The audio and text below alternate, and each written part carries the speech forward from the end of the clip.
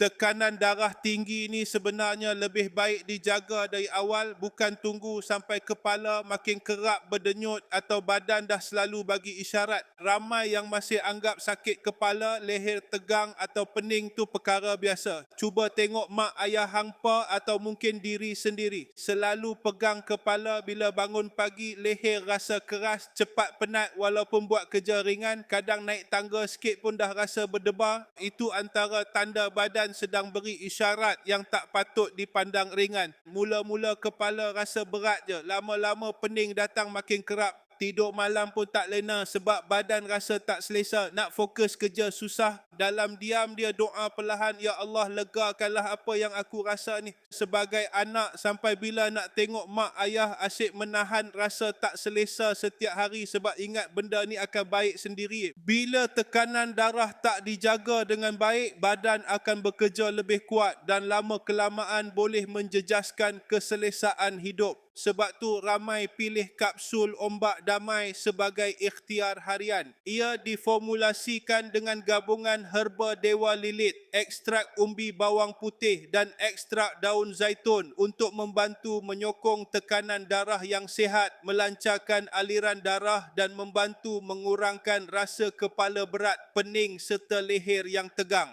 Apa yang buat aku tertarik, setiap bahan dalam kapsul ombak damai ada fungsi tersendiri. Herba dewa lilit membantu menyokong peredaran darah, ekstrak umbi bawang putih membantu menyokong kesihatan salur darah, manakala ekstrak daun zaitun mengandungi antioksidan yang membantu menyokong fungsi jantung dan salur darah yang sihat.